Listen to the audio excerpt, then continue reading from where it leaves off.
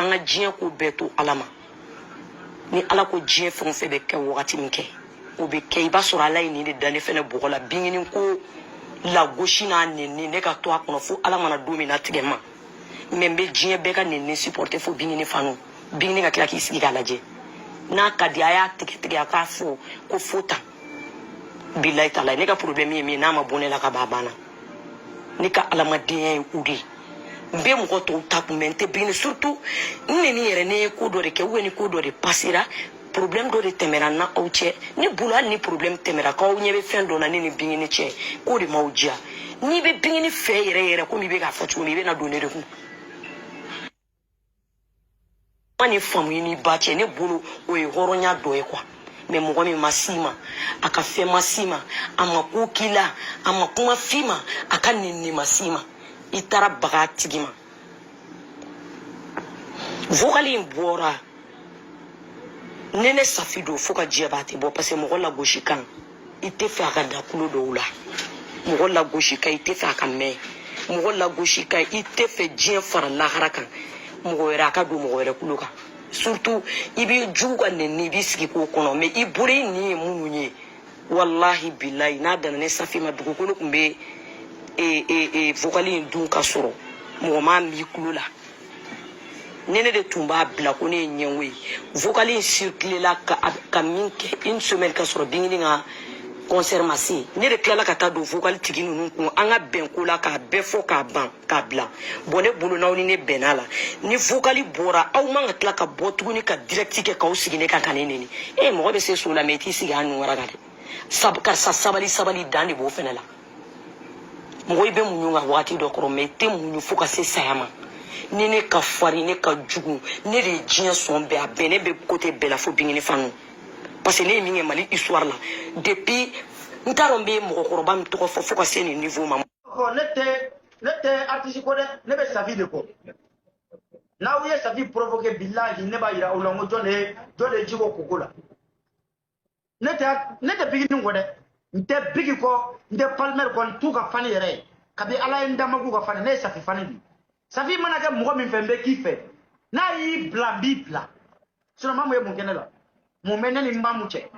jɛkɛ ma nɔgɔ a ye mun kɛ tan mun bɛ ne n'a cɛ n'i ye an bɛɛ ka taa jɛ mamu la ka mamu kɛlɛ e de taara i sɔgɔbɛ safi la o sinon i ni mamu y'a ka kɛlɛ daminɛ kabi urukinja bɛ yen a bɛ ka wuson wari la tuma min na e ye ne sogo da y'a la e ye maliyɛn jumɛn da y'a la kɛlɛ in aw ko kɛlɛ ye kɛlɛ kura de ye ko abusu ko kuma de nana ni kɛlɛ kura ye ayi dɛ o y'a sɔrɔ kɛlɛ bɛ yen dɛ n ko urukinja de y'u lasigi ka labɛn kɛlɛ u ni ɲɔgɔn cɛ uruki de ye labɛn kɛlɛ u ni ɲɔgɔn cɛ a ma tila ka t'i sigi plateau kan k'o uruki kelen yɛrɛ k'o ye layiru talen k'o m'ale ka wari di n'a y'o fɔ kɛlɛ in kɛra a mɛnna uruki fɔlɔ de y'a ye k'a b'u labɛn mais o taara kɛ o fana bolo dulɔkideni kanba ye a bi ni nani sigi fisiri wale fitiri fatara a kɛ e bɛ taa safi de kɛlɛ bi k'e bɛ t'i jigi da n t'a dɔn ko i ka fan club ko e bɛ safi kɛlɛ ni i ka fan club bɛ se k'i minɛ mamu la safi ka bɔ aw ni ɲɔgɔn cɛ safi bɔ aw ni ɲɔgɔn cɛ 1 mois dɔrɔn ni mamu ma pogo sɔrɔ a la i ka kuma ko tu ɲɛmɔgɔden ta to filɛ nin a bɛ pogo kɔnɔ 7 mamu bɛ tako 3 kɛ a bɛ pogo kɔnɔ 7 sɔrɔ la ale yɛrɛ turu a b'a k'i la mamu bɛ ale yɛrɛ turu kɛ bigi la bilahi e bɛ siga o la e ni ba cɛ ni safi tɛ yen n'aw ye n lakuma n bɛ nalen a ye lakuma a ka yo mɛ mamu ka duniya k'a la i b'a lamɛn i b'a dɔn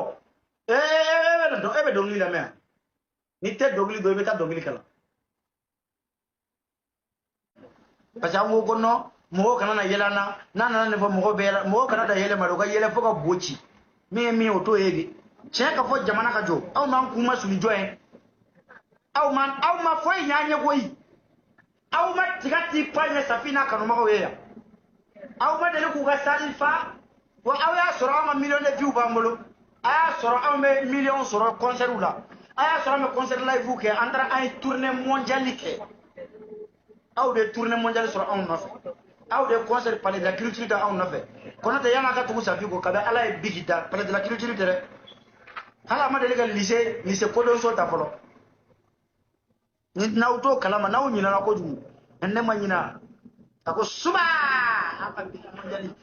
kuma iga fanu fe anga daya no ya khorobo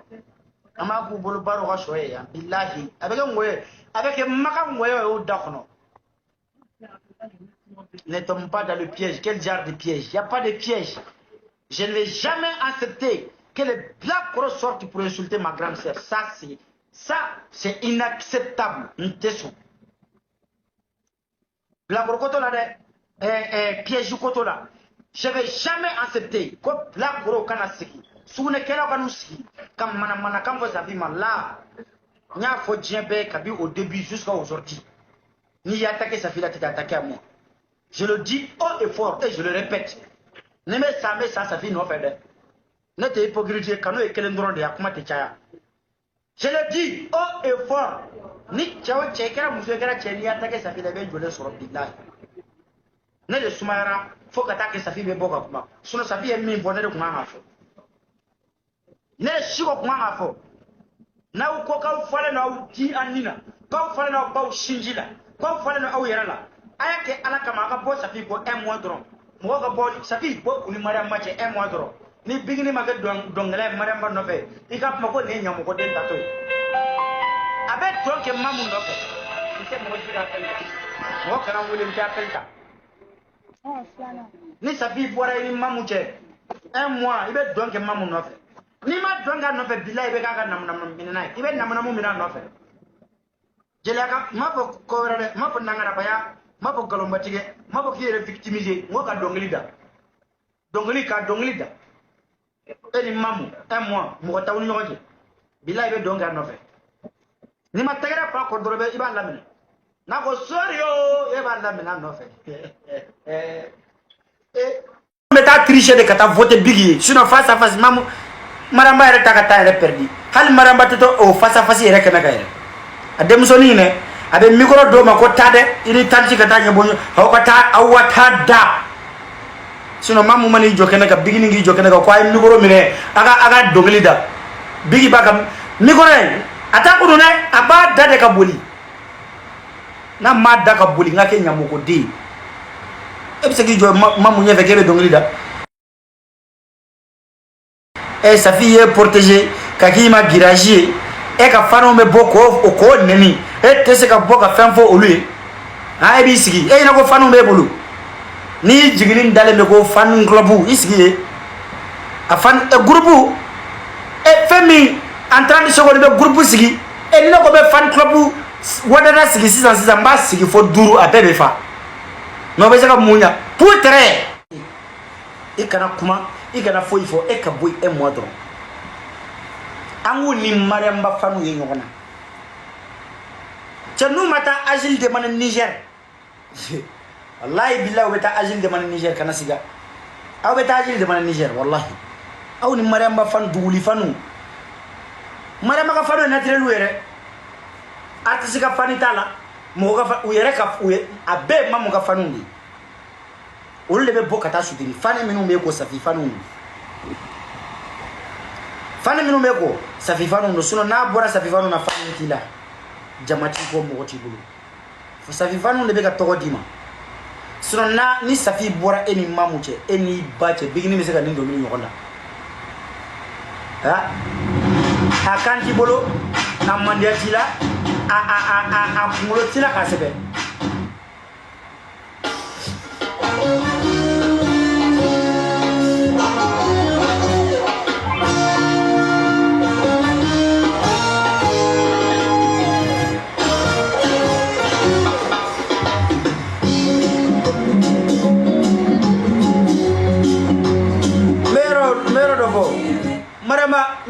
comment on appelle faut tenir mamouche abouchi ka comportement mandi au kera ay comportement minge moi je n'ai pas apprécié au man abouchi ka comportement mandi ni o ya abouchi le ko goyane jenatike kono mais talent ni eni mamu bla ko talent tabo tese katimaka billahi ni eni mamu bla ko ngata talent kata jo san dokan ko ka talent prouver ebe dongli lamne mamuko sinon jelaka jole duma be bigininda hala ka concert bigin de sa concert live ugew Safi e minu sebe ka dama be tolli da halla ka concert kana ka bay ka dongil koro koro nu je yana ni Safi ka nyonda e minu da atolu daw jome tolu da me Safi e minu sebe ka dama numéro 10 akoko jara jo aya ni ko jo numéro 10 sebe ka dama numéro 10 jo ya dla ka dama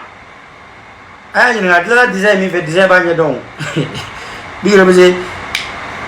c'est comme nabi nduga boka foko kabi i comparer sangarela ote su bole da bole da kamaye aw kana usi ka be Safi ne bi Safi taki fani bakama ka boni ni mare macha koma nyana ka sera akora ka fanu yere bolo ayre mana aka fanu club ni mana ko no bigi sera be ala hauteur bois ni mare macha un mois doro aki fani bakama boy un mois ake ala kama ka ki wolo denu ka bo bigini ni mare macha un mois doro na ni bigi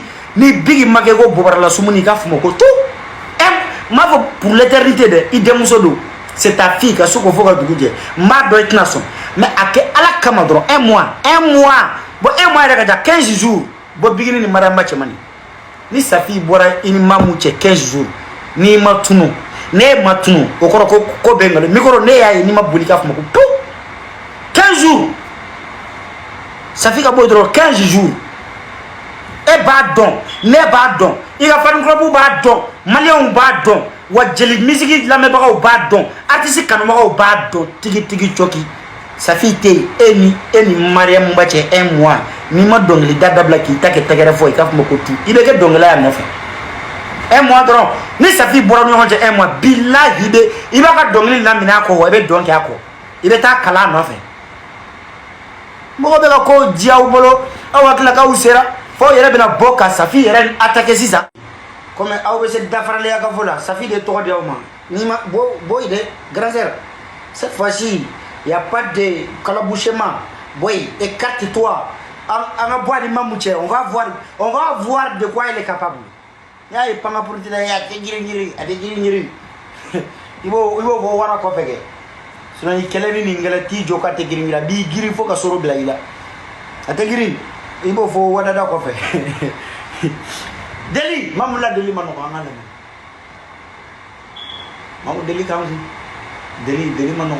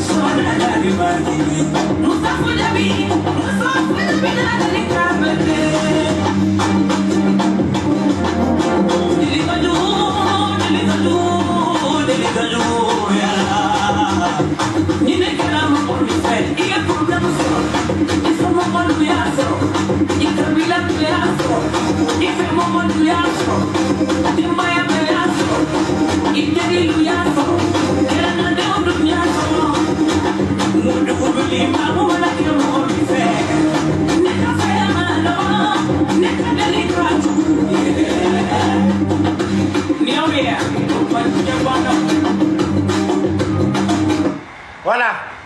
Agasaba Amaduguli mon Charlie. Voilà bonyati maybe tati geta. Anga nyoko blaya. Ko nu a che dole no mais on de a cheni no mais na ko ka ba ta ka on la ma cheni ama